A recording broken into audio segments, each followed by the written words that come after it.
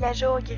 La communauté raconte la crise du verglas 2017, présentée par Audrey Benoît, Josiane Toud et Karina Landin. Je m'appelle Josiane Toud. Je m'appelle Audrey Benoît. Et moi, c'est Karina Landin. Ce documentaire porte sur le 5e anniversaire de la crise du verglas qui s'est produite en janvier 2017. Afin de souligner cet événement important, notre professeur Alain Deneau et nous-mêmes, toutes trois étudiantes au baccalauréat en développement durable des zones côtières, ont décidé de produire un documentaire dans le cadre du cours Enjeux sociaux et zones côtières. Ce documentaire porte sur les faits vécus des gens de la péninsule acadienne. Les 4 secteurs qui ont été priorisés sont la région de Tracadie, Lamet-Miscou et Caraquette.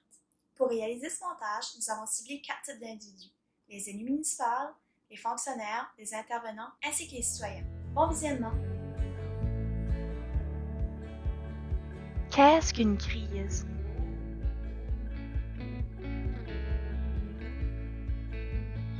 Ouais, c'est certain quand ce que ça mobilise plusieurs effectifs. Quand aussi au niveau de la municipalité, pour parler de la municipalité, quand que la plupart des services sont arrêtés ou sont interrompus à cause des conditions ou à cause de la situation.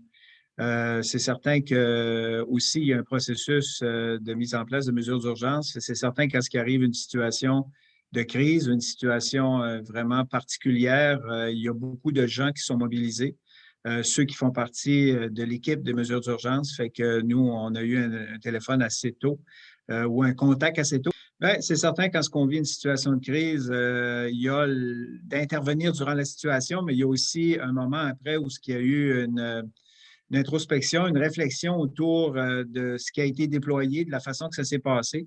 C'est certain que le compte-rendu a démontré qu'on n'était pas nécessairement prêt à tous les niveaux. Que ce soit par rapport à des services aussi simples que de fournir un service d'eau et d'égout. Fait qu'on a pris des notes après la crise pour être en mesure d'identifier qu'est-ce qu'on devait faire si jamais l'événement ou un autre événement du genre se reproduisait.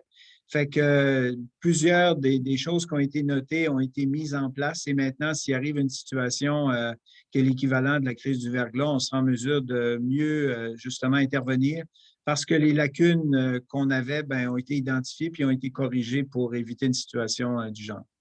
Parce qu'à certains endroits, les téléphones ne fonctionnaient pas, les téléphones cellulaires ne fonctionnaient pas. Ça fait qu'on a trouvé différents moyens de trouver les gens pour les contacter, pour les mobiliser, parce que la crise était identifiée. Le verglas de 2017, c'est une situation qui affecte une partie de la population ou la majeure partie de la population dans un territoire donné. En même temps, une crise aussi, c'est le résultat d'une situation bien spéciale. Okay? C'est un événement qui survient brusquement, puis qui déstabilise l'ensemble des gens. Là, ils ne sont plus capables de fonctionner comme avant, ils perdent leurs repères. Alors, il y a situation d'urgence. Okay? Il y a urgence d'agir. C'est là que la planification des mesures d'urgence doit rentrer en ligne de compte. Okay? Alors, si on se réfère à 2017, le mauvais temps a commencé dans la nuit du 24, qui était le mardi soir, mardi soir au mercredi 24-25 janvier. Okay? Et ici, nous, on a été, disons, choyés par la vigilance des employés qui sont sur le terrain, qui, en fin d'après-midi, là, ont rencontré la direction générale, puis on dit, on a un problème, puis ça va durer, là, parce que là, les poteaux étaient en train de tomber, puis les autres avaient vu ça. Nous autres, souvent, on n'avait pas trop sorti parce que c'était pas beau, on restait à la maison, mais les autres devaient parcourir les rues, puis toutes sortes de choses comme ça. Alors, il a été convenu à ce moment-là qu'on se réunissait d'urgence, puis déjà à 5 heures, ça c'était le jour 1. Là. À 5 heures, on était en réunion du conseil, puis il n'y avait pas d'électricité encore. Là.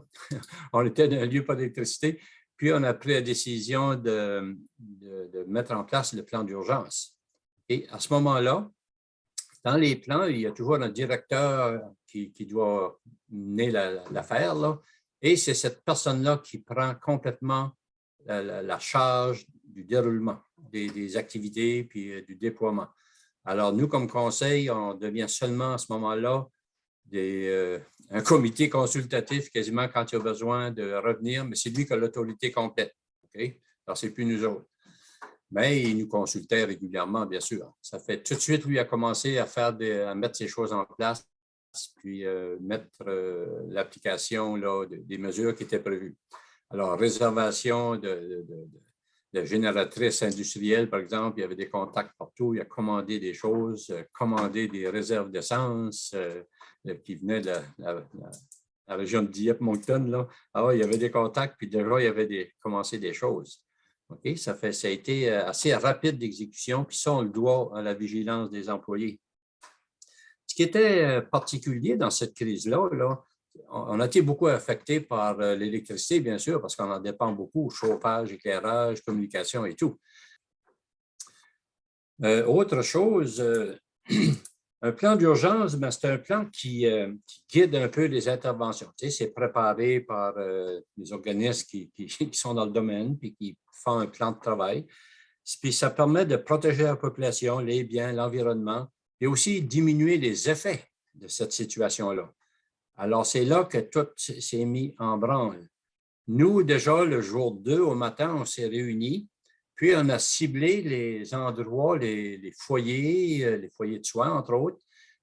Certaines, on a eu des références, puis on connaissait, tu sais, quand on connaît les gens sur le milieu, c'est plus facile, des personnes qui pouvaient être plus vulnérables.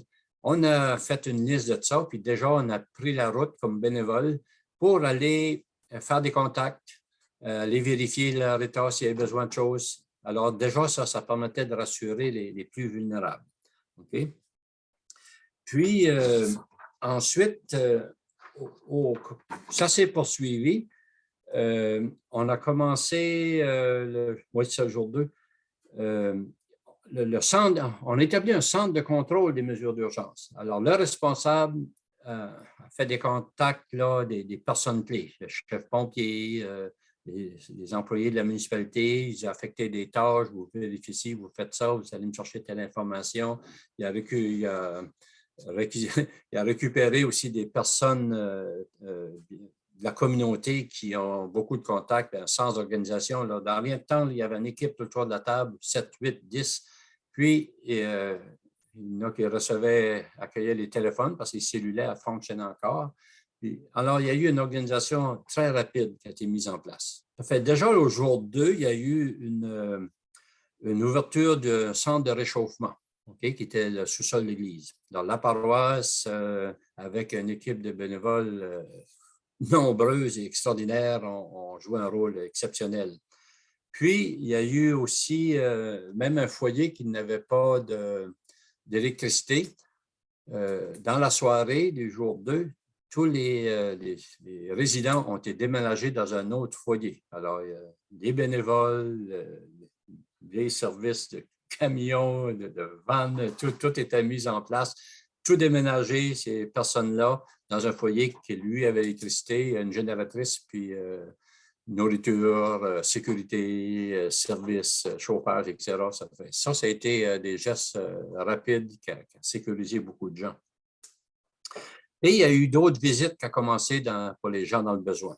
À un moment donné, là, il y en a qui disaient « Moi, ça va tout de suite, là, mais on voyait que ce n'était pas nécessairement parfait. Ça fait des fois, on retournait. » À Miscou, entre autres, il y a un service de pompiers, puis il y avait un local là. Ben, c'est tout autour de ça que les services se sont développés. Mais on a circulé partout dans les autres coins là, qui étaient desservis par les pompiers, puis pour vérifier ici. Puis après ça, l'armée est arrivée, je pense, c'est le dimanche. La Croix-Rouge est arrivée aussi à partir du vendredi. Il fallait les loger, les nourrir. Question d'urgence, là, on dit dans la province que c'était une tempête de verglas sans précédent. Il y en a peut-être eu 40, 50, 100 ans passés, puis dans ce temps-là, ce n'était pas trop noté ou qu'il n'y avait pas trop de reportages là-dessus. Mais c'est sûr que c'est des situations qui arrivent de façon très exceptionnelle. C'est pour ça que ça déstabilise beaucoup les gens. Mais les météorologues nous disent qu'il faut s'attendre à ce que ça se reproduise plus souvent, que peut-être de façon plus intense aussi, des choses comme ça. Ça fait que les plans de mesures d'urgence sont importants, puis il faut toujours les tenir à jour. C'est fort, la nature. On se sent vulnérable rapidement quand elle se déchaîne. Une crise, c'est vraiment quand quand personne n'est organisé puis que c'est n'importe quoi, c'est sauf qui peut, pour moi, c'est un manque d'organisation. On est en crise quand on est totalement désorganisé puis on fait du mieux qu'on peut. Quelles ont été nos forces et nos faiblesses durant cette crise? Bonjour tout le monde. Nos forces, temps du verglas, c'était facile. C'est que le monde s'était réunis ensemble, travaillait ensemble. On était des belles équipes. Puis le monde était habitué ici à se tenir ensemble pour. C'est des chasseurs-pêcheurs. Il y avait quand même des génératrices. Puis ça aidait un petit peu à ce niveau-là. Nos faiblesses, c'est que pour avoir du support plus vite pour l'armée, qui a pris un peu de temps à arriver. Pour nous autres, ça a pris un peu de temps parce qu'on était les premiers répondants sur les scènes. Puis il fallait qu'on réponde au monde. On n'a pas l'équipement nécessaire encore pour vous aider. Pour l'armée aussi, ça aurait pu être plus vite à arriver. Parce que l'armée, on ne les paye pas juste pour la guerre, on les paye aussi pour. Ça vient de nos revenus. C'est pour aussi aider les citoyens en temps de crise. Puis on était en temps de crise, on était déjà dans une crise, mais ça ne prend pas 3-4 jours à analyser une comme qu'on était là. Puis l'armée aurait été heureux de nous aider plus de bonheur. Je suis certain qu'elle aurait été avisée, OK, on les déploie ici pour nous aider plus de bonheur, puis ça aurait fait l'affaire à tout le monde. Les forces qu'on a ici, c'est que les communautés s'aident beaucoup. Ça veut dire qu'on se parle souvent, on connaît nos voisins, on connaît nos voisines. C'est facile de s'aider. Entre nous autres, on peut s'aider. Si le voisin avait besoin d'aide, l'autre était prêt à l'aider. Que ce soit au niveau de mettre du bois dans le poêle, aller chercher de l'eau, de la grosserie pour tout le monde. Le monde s'est aidé beaucoup dans ce côté-là. C'est ça qui fait des forces, que tout le monde s'unit ensemble, travaille ensemble. Ça fait là-dessus, c'est ça qu'on voulait vous dire surtout, les forces et les faiblesses.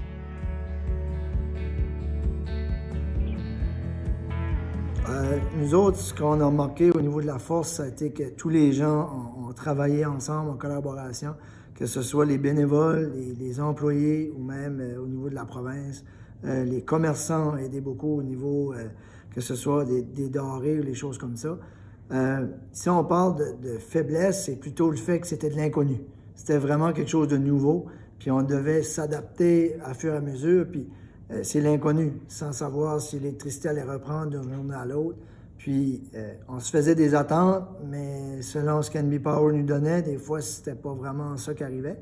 Puis quand l'armée est venue aussi, ça a aidé aussi à aider au porte-à-porte ou des choses comme ça. Nous, quand on a vécu la crise du verglas, c'est sûr, une des forces, c'est qu'on avait fait des petits exercices de table avec les employés, des scénarios, mais jamais la vérité de dire, OK, il arrive un événement.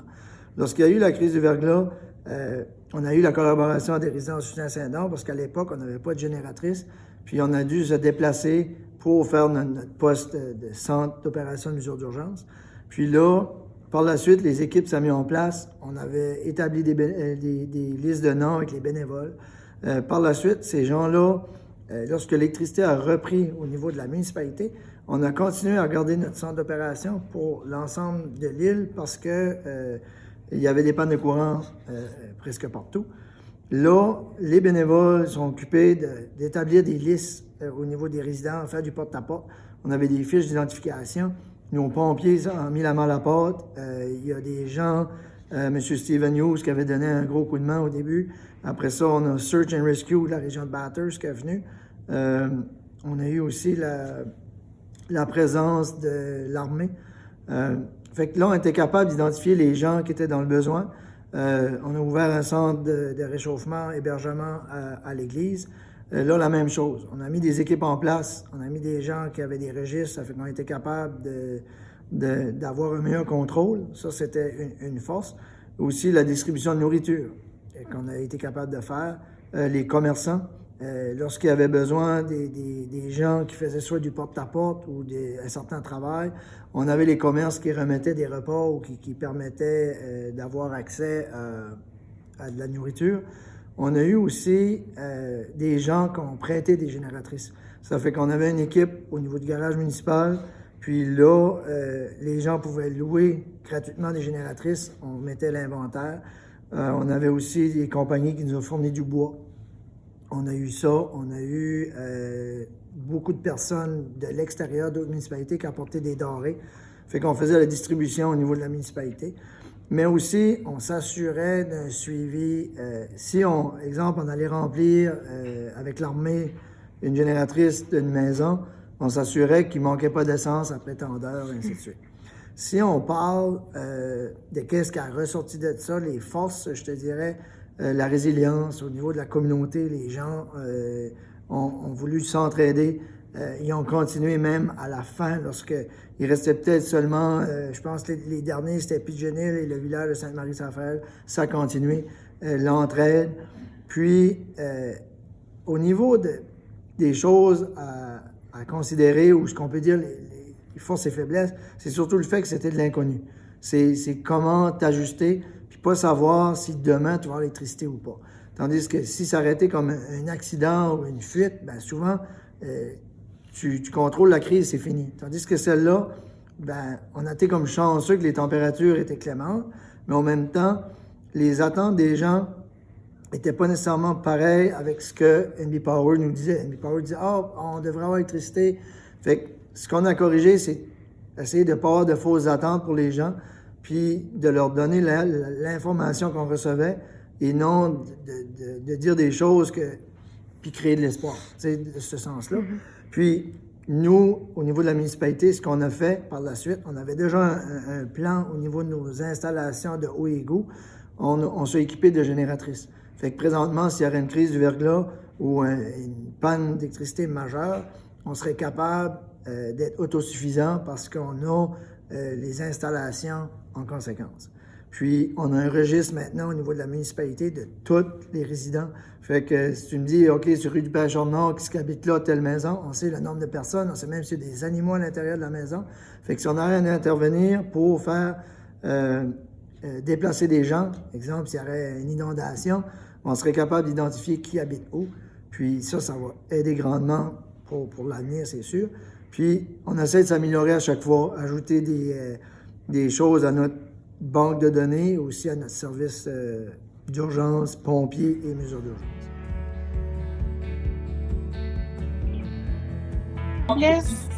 C'est possiblement les communications, OK? Puis pour les personnes vivant en région encore plus rurale que Caraquet, ça a été l'isolement. Les forces, je dirais que ça a été la communauté, comment la communauté s'est entraidée, comment elle s'est occupée des gens autour d'eux, surtout encore en milieu rural, puis surtout pour les personnes qui étaient défavorisées.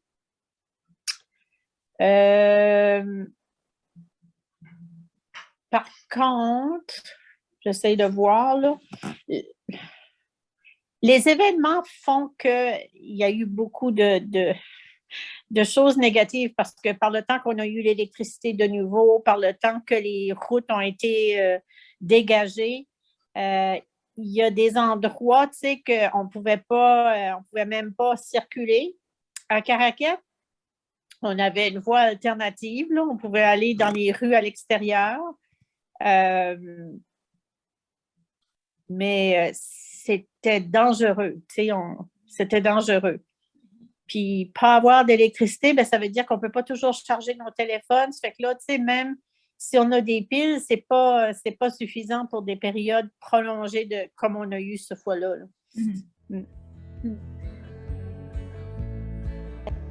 Qu'est-ce que vous avez fait pendant cette crise? Y a-t-il quelque chose qui a manqué?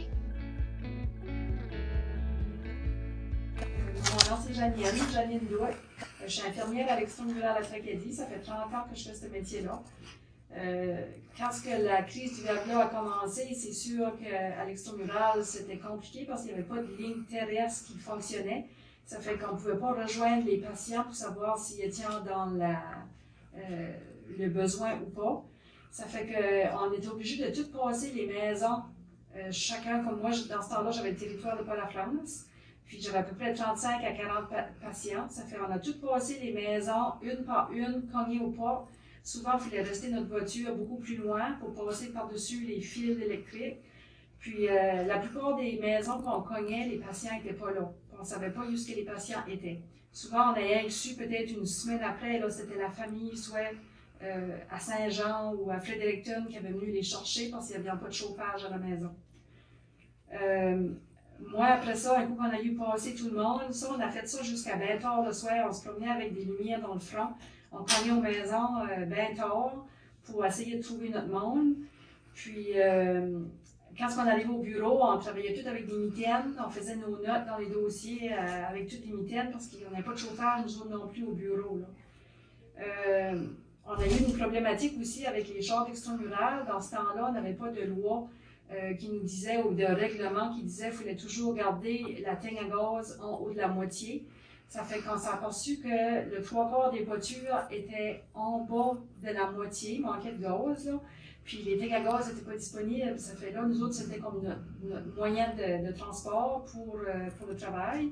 Ça fait que quand les teignes à gaz ont été ouverts, ils ont engagé des gens, comme moi, mon fils, dans ce temps-là, il avait peut-être 17-18 ans. Il l'a engagé, il est venu ici, puis c'est lui qui allait attendre 1 heure, 1 heure et demie pour tout gazer chaque char d'extramural.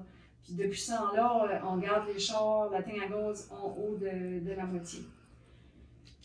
Après ça, on a décidé d'ouvrir des centres, tous les centres partout, là, comme dans la péninsule, là, à Tracadie, comme Sainte-Rose, Saint-Isidore, jusqu'à Brenville, tous les centres de loisirs. Les gens, les bénévoles avaient ouvert ça. Puis c'est moi qui avais été désignée avec ma voiture d'extramurale. Je suis allée dans tous ces centres-là. C'était les gens que la communauté avait recueillis, là, qu'il n'y avait pas de chauffage, les gens qui étaient plus défavorisés. Puis il fallait tout que je les évaluais, là, tout le monde qui était à risque dans les centres. S'il y avait des gens qui n'étaient pas bien à ce moment-là, j'avais le droit dans ce temps-là de les embarquer dans ma voiture puis de les amener à l'hôpital. Ça, on n'a pas le droit de faire ça à l'extramural, un coup qu'on travaille. C'est seulement l'employé qui a le droit d'être dans le véhicule. Après ça, un coup que j'avais tout examiné les gens, ça, dans une journée, je ne peux pas tout passer les centres. Là, ça s'est fait sur peut-être 2 semaines. Ensuite, les bénévoles de ces centres-là aussi, là, des fois, ils disaient, il y a une personne âgée qui reste comme à 3 maisons d'ici. Il ne veut pas sortir de sa maison, il ne veut pas laisser ses affaires. Ça fait quand même, il n'était pas patient d'extramural. J'y allais quand même, j'essayais de trouver la maison, j'y allais là. Si le patient était dans un mauvais état, ben, j'essayais de le convaincre, l'embarquer dans ma voiture puis l'amener à l'hôpital. Aussi, des fois, l'hôpital nous appelait dans ce temps-là, c'est qu'il y a des patients de l'extramural qui sortaient de l'hôpital. C'est moi qui allais là avec le char d'extramural, je les embarquais, je les amenais chez eux. Puis c'est moi qui évaluais dans son frigidaire toute la nourriture qui était plus bonne parce qu'ils n'avaient pas eu d'électricité. Puis je faisais sûr que la famille amenait de la nourriture qui était pas périssable, qui était bonne. Là. À l'extramural, ben c'est ça, il y avait les chars qui n'avaient pas de gaz dedans. Nous autres, les salles de bain ici, là, il n'y a pas de fenêtre. Ça fait qu'on s'est aperçu qu'il n'y avait pas de lumière dans les salles de bain parce qu'il n'y avait pas d'électricité. Ça, c'est de quoi qu'on a ajouté à ce. Il y a tout comme sur le mur, on a collé une lumière, c'est juste comme une lumière genre du Dollarama, là, ben, il y a quelqu'un qui la vérifie à tous les mois, faire sûr qu'elle fonctionne au cas où qu'on manque d'électricité de nouveau. On s'est aperçu aussi qu'il n'y avait pas de moyen de recharger les cellulaires. On pouvait juste rejoindre les gens avec les cellulaires du bureau. Puis ça, on n'a pas encore trouvé de manière. Au début, ils avaient parlé comme des chargeurs solaires dans les voitures. Puis finalement, je pense que le propriétaire de la bâtisse va s'occuper, c'est qu'il y aurait comme un autre manque d'électricité pour longtemps. C'est lui qui va fournir comme la génératrice, puis ça pour la bâtisse, là, ça serait comme un plus, là, finalement. Il y a un comité aussi qui a été formé à l'extramural pour s'occuper comme des manques comme ça, puis les autres, ils passent comme à tous les mois les lumières, puis les petites choses là, qu'on avait besoin, faire sûr que tout le monde a des lumières dans le front, comme pour circuler, là, pour que ça soit plus facile, tu sais, comme pour les nouveaux équipements, puis ça, là. À chaque fois qu'on fait une nouvelle admission d'un patient à l'extramural, à ce tour, on demande tout le temps un numéro de cellulaire où est-ce qu'on peut rejoindre la famille, au cas où qu'on manquerait de nouveau, les lignes terrestres ne marcheraient plus, là. C'était pas mal ça pour mon expérience avec le verglas. Ce qui nous a fait, quand ça s'est arrivé en 2017 pour le Verglas, la première journée, nous autres, quand ça s'est arrivé, on était tous dans le choc parce que, veut pas, on s'attendait vraiment pas à l'ampleur du désastre de qu'est-ce qui s'est arrivé. Dans la soirée, on s'est organisé avec moi et mon assistant-chef parce que, veut pas, je venais juste d'être élu chef. Puis, avec mon assistant-chef, puis une couple de pompiers, puis j'avais 2 volontaires avec moi, on a passé les maisons le lendemain. Vérifier avec la population pour voir s'ils étaient corrects, s'ils avaient de l'eau. On avait un petit peu d'eau à la caserne, donc on a distribué des bouteilles d'eau. On ne pouvait pas en distribuer beaucoup. Ensuite de ça, c'est ça. Puis on a mis à la caserne, puis on a fait un plan. Je veux dire une chose, c'était un plan qui était vite fait. Veux pas, quand tu t'attends pas, puis t'es pas organisé, puis t'es pas prêt à des situations comme ça, c'est pas évident. Faut ça clique, faut penser vite. Donc, on s'est organisé, j'ai eu des appels de partout pour nous donner un coup de main. J'ai eu des appels de ressources naturelles. Eux autres nous ont apporté un Delco directement ici à la caserne. Puis, de là, ça partit. Laisse-moi te dire une chose. Pendant le Verglas, les téléphones, ça fonctionnait. Ça sonnait des deux côtés. J'avais mon cellulaire d'un côté, puis j'avais le téléphone de l'autre côté, puis je parlais avec toute personne. Pour manquer de quelque chose, honnêtement, j'ai jamais manqué de quelque chose. On a eu du gaz pour la population. Du manger, j'en ai eu du manger de l'autre bord, j'ai eu de l'aide, beaucoup d'aide. Je me rappelle de ce monsieur-là qui a descendu de la Nouvelle-Écosse. Puis il est venu voir comment ça fonctionnait, puis si j'avais besoin de quelque chose, c'était un chef pompier de Nouvelle-Écosse. Puis il est venu directement ici à la caserne. J'ai eu la visite même du président de NB Power, il est venu ici. Mais j'ai eu beaucoup de volontaires, ça a aidé de beaucoup. On avait des déjeuners ici. Le monde manquait pas de grand-chose, laisse-moi te dire une chose. On faisait tout ce qu'on pouvait avec le minimum qu'on avait, mais pour manquer quelque chose, on n'a vraiment pas manqué d'autre chose. Mais ça a été une expérience incroyable.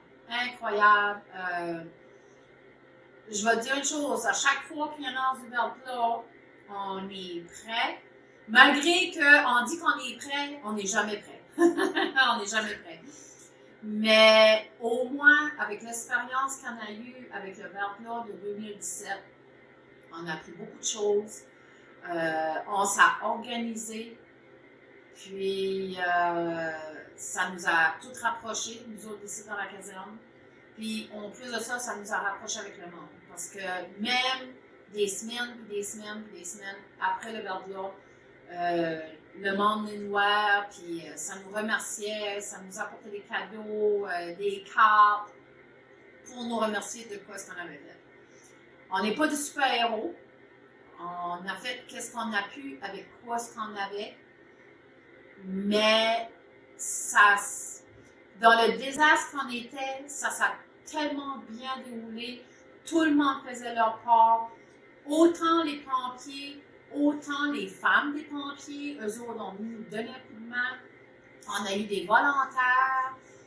Puis même l'armée a venu nous donner un coup de main. J'avais du monde qui restait ici. Puis l'armée, juste pour faire sûr que le monde était bien sécuritaire, ils ont venu ici, puis ils ont gardé un œil juste pour faire sûr et certain qu'il n'y avait personne en danger ou il n'y a personne qui se sentait mal à l'aise. J'avais à peu près 5-6 personnes qui restaient ici, puis ils ont adoré leur expérience qui était ici. Malgré que ce n'était pas des chambres d'hôtel, c'était pas mal, tout le monde restait dans la même salle, mais comme je l'ai dit, malgré le désastre, on a eu une belle expérience. La population a bien coopéré, les pompiers ont bien coopéré. Puis on ne peut pas demander mieux. Mais comme j'ai dit, quand ça arrive des désastres de même, on se dit tout le temps, OK, on a passé en travers de une, on est capable de passer en travers de l'autre, mais quand ça arrive le temps comme dans le temps, on n'est jamais prêt. Donc, mais on a passé en travers de tout ça, puis je suis sûre qu'on serait capable de passer en travers de l'autre.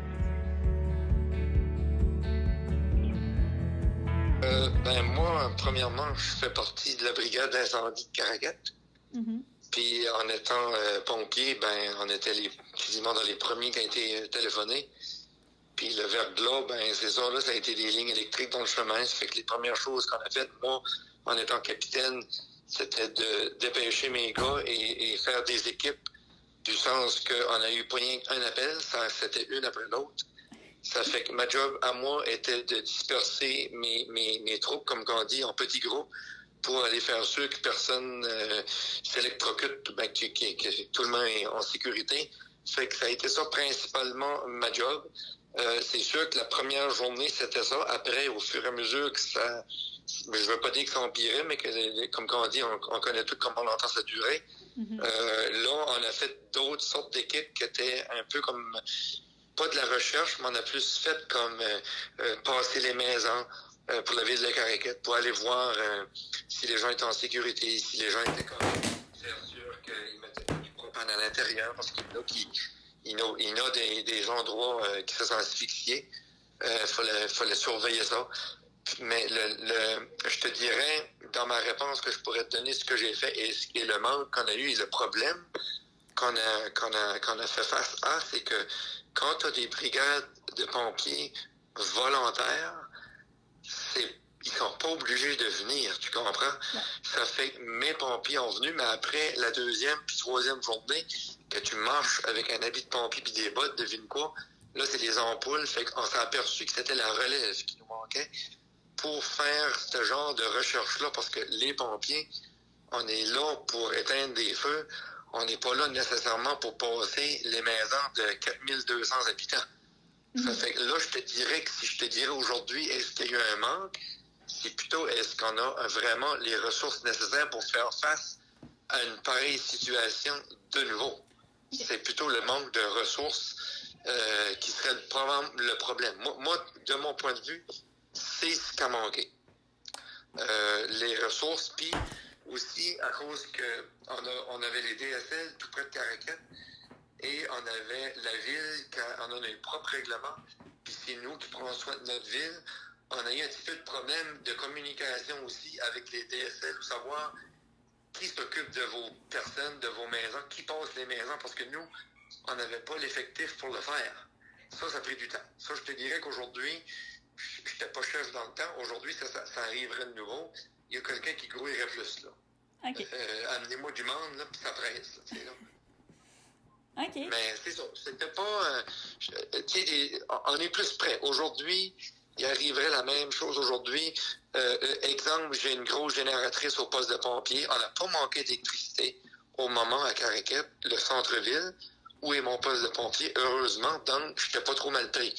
Mais on ne voulait pas se fier que ça arriverait. Aujourd'hui, on est équipé. On a une génératrice, l'électricité manque, on est bon, ça marche au diesel, on est bon pour un bon bout. En autant qu'on peut se faire remplir de diesel, ça c'est une autre affaire aussi, il faut que tu surveilles, il faut toujours que tu aies de l'approvisionnement, faut pas t'en manquer, là, tu sais, là. Racontez-nous vos souvenirs de cette crise. OK, le verglas, quand tout a commencé, c'est sûr qu'on a appris ça le matin, parce que quand la nuit, on avait tout entendu ça tomber, mais on ne savait pas à quoi s'attendre. Et quand on s'est réveillé le matin, on a bien vu que dehors, c'était complètement glacé, gelé, les arbres étaient tous tombés. Ça fait qu'il n'y avait plus d'électricité non plus. Moi, j'étais supposée travailler cette journée-là, mais comme de raison, je n'ai pas rentré travailler. Il n'y avait pas d'école, il n'y avait rien. Tout était vraiment comme... Je dirais que c'était comme tout mauve, tout gelé, tu sais, parce qu'on sait qu'est-ce que c'est du verglas, mais là, c'était encore plus comme... Je sais pas comment expliquer ça, mais en tout cas, c'est parce que nous autres, on bouge, mais à l'extérieur, il n'y a rien qui bougeait. Tout était boum. Puis là, il a fallu se mettre en mode... on n'avait pas de génératrice. Il a fallu qu'on se mette en mode, OK, acheter une génératrice. Puis moi, par chance, une unité du génie, la veille du verglas, j'ai été remplir mon Jeep de gaz. Mais on ne savait pas que ça allait arriver, là, tu sais. Ça fait que j'ai été remplir mon Jeep, fait que par chance qu'il était plein de gaz. Parce qu'on a un truck aussi, mais le truck n'était pas aussi plein de gaz. J'ai vraiment fait comme une bonne affaire, là. Parce qu'on a pu aller chercher du gaz dans le Jeep pour le mettre, parce que j'ai pas besoin du Jeep vraiment, là, pour le mettre dans la génératrice. Puis là, acheter une génératrice, en tout cas, puis là, ben, tout le monde se mettait ensemble aussi. Tu sais, comme même si les enfants n'avaient pas d'école, ben, on s'est mis en mode, OK, faut qu'on mange quelque chose, là. Tu sais, on n'avait pas de toaster, on n'avait pas rien. Nous autres, on a un poêle à bois dans le garage. On a un garage détaché, puis on a la maison à part. Ça fait que dans la maison, on n'avait pas de chauffage. Ça fait qu'on a comme resté, je te dirais, dans le garage. Au point là, que j'étais installée comme ça, genre les 2 pieds sur le bord du poêle, tu sais, puis c'est ça, là, la chaleur qui venait à moi, puis tu sais, puis il faisait bien noir, il n'y a pas de lumière, là. Tu sais, j'avais même pas mon cellulaire, parce qu'il n'y a rien qui marchait.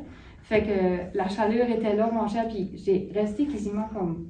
On a eu 7 jours pas d'électricité. Ça fait que on a passé notre temps dans le garage avec les enfants, puis les enfants, non. Il n'y avait plus de télévision, il n'y avait plus de cellulaire, il y avait juste la radio.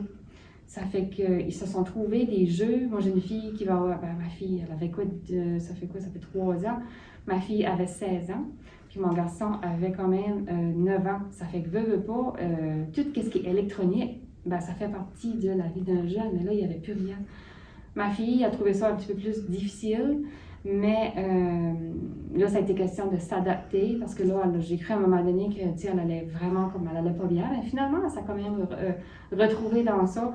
Puis il fallait donner des tâches à faire parce qu'on faisait fondre la neige sur le poêle à bois pour, quand on avait besoin d'utiliser la toilette, on faisait fondre la neige dans une grosse, c'est drôle à dire, dans une espèce de grosse poêle. J'en ai fait fondre la neige, là. Tu sais, comme ça en prend de l'eau.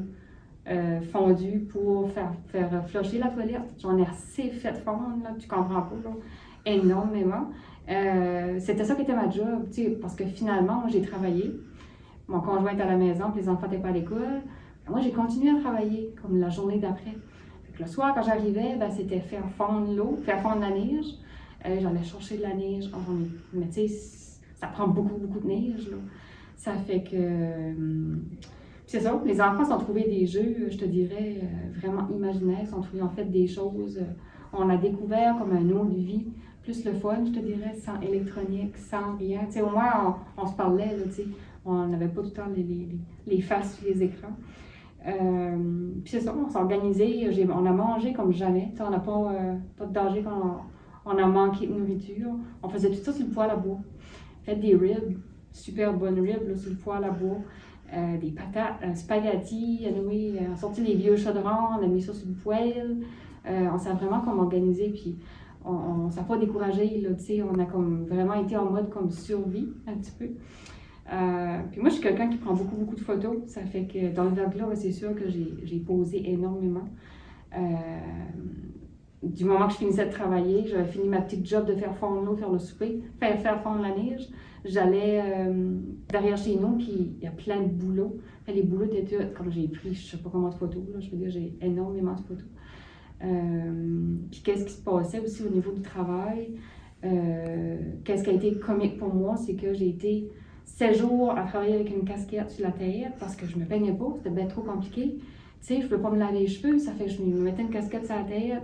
Puis je m'ai maquillée une fois, mais je ne m'ai pas maquillée de nouveau parce que j'ai pas aimé l'expérience de m'enlever le maquillage à l'eau froide, complètement à l'eau froide. Ça, c'était vraiment pas le fun. Ça fait que j'ai été 7 jours sans me peigner puis sans me maquiller.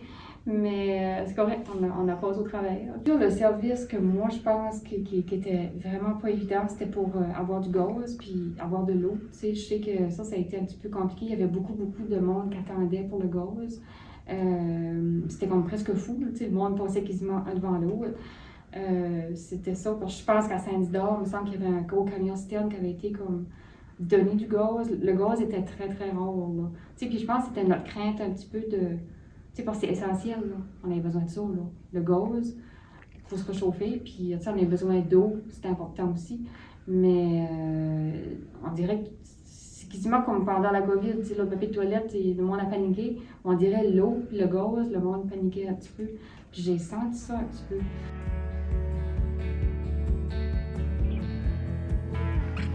Bon, ben, nous autres, la crise du verglas ici, au Nouveau-Brunswick, ça a été génial. On a adoré notre moment. On a passé 11 jours sans électricité. Moi, j'habitais dans l'Anse-de-la-Plaine à Miscou. C'est devenu vraiment, c'est déjà une communauté serrée, là, l'Anse-de-la-Plaine, mais c'est devenu encore plus une communauté tissée serrée. Donc, les voisins débarquaient chez nous, voir si on était correct. Le monde nous passait de l'équipement, des fils électriques. C'était trop le fun. Il y avait ma belle-mère, qui habitait vraiment pas loin, qui avait... Moi, j'ai pas de poêle à bois. Fait qu'elle avait un poêle à bois. Puis tout le monde autour, on allait tous déjeuner là-bas, chez ma belle-mère. On allait se faire des toasts sur son poêle à bois.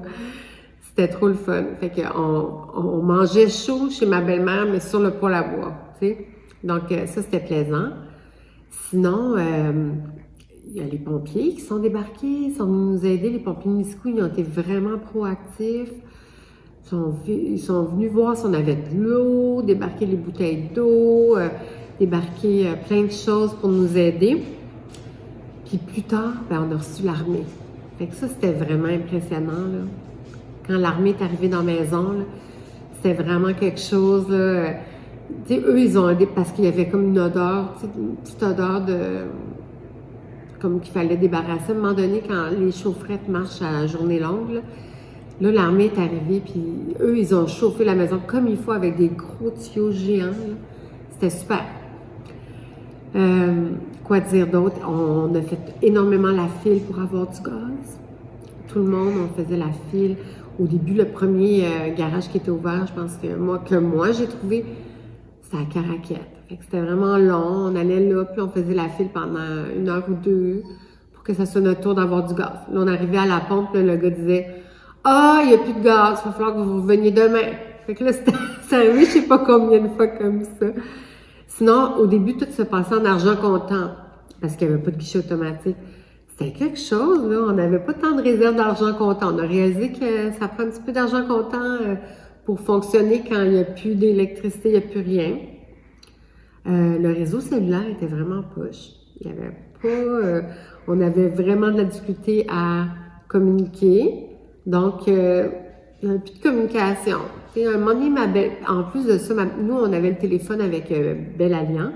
Mais là, il y avait un poteau qui était tombé de Bell Alliance. Fait que nous, on n'avait pas plus de téléphone.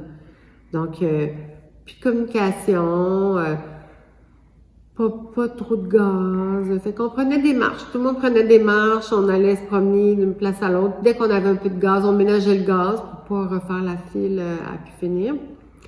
Puis, il y a des filles comme ça par ici, là. Il y avait Géraldine, puis Lina, sa sœur, qui était venue passer dans l'Anse-de-la-Plaine, je pense 2 semaines de vacances. Ils ont dit que ça a été leur plus belle vacances ever. À tous les jours, ils venaient marcher, ils étaient contents. Puis en plus de ça, il y avait du verglas, puis il y avait pas d'électricité, mais il faisait beau, là. C'était incroyablement beau. Les journées étaient belles, c'était un hiver extrêmement doux. Fait que c'était pas inquiétant. Quand on remettait de l'électricité dans la maison, là, avec la génératrice, mais là, moi, je pouvais faire ma vaisselle parce que je cuisinais avec le petit poêle électrique, là, le petit poêle électrique. Puis, je remettais de l'eau sur la pompe à eau, de l'électricité sur la pompe à eau. Puis, la tank à eau est restée chaude tellement longtemps. L'eau est restée chaude tellement longtemps parce que c'était extrêmement doux. C'était le fun. Vraiment, c'était le fun.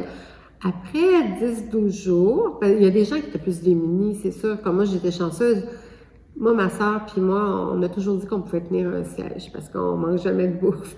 Les congélateurs sont pleins, on a tout le temps des cannes, etc. Fait que j'ai même pas eu besoin d'aller à l'épicerie puis j'ai pas été chercher de la nourriture que les pompiers organisaient, là, parce que pour laisser ça aux plus démunis aussi, là. Parce qu'il y a des gens qui, eux, ils n'ont pas de réserve alimentaire, tout ça, c'est plus compliqué, se déplacer, etc. Donc ici, les pompiers ont fait un gros travail, puis plein de femmes de par ici qui leur cuisinaient de la nourriture à la station des pompiers. C'était vraiment trop beau, là. Fait que, en même temps, mais ces gens-là pouvaient voir des gens, là. C'était comme un quartier général, si on peut dire. Nous autres, dans l'Anse, on avait notre quartier général, c'était chez Denise, mais par ici, c'était chez les pompiers. Fait que c'est ça. Puis Donc, un beau moment, on n'a jamais eu froid. On dormait avec notre tuque au cas où, au cas qu'il fasse froid, parce que dans le reste de la maison, il faisait froid. Avec la génératrice, on pouvait chauffer juste nos chambres, là, Léo puis moi. Donc, on chauffait nos petites chambres, puis au cas, puis c'est tout. Puis là, ben, on dormait tout habillé avec des gros pyjamas. Puis moi, j'ai passé ma semaine en Abitibi dans la maison, là. Tu sais, on était vraiment bien habillés quand même. Je veux dire, c'était pas de tout repos quand même, parce que c'est pas reposant, là. On pouvait pas être à notre aise. Mais c'était la solidarité sociale qui était forte, là, incroyablement forte, puis il faisait beau.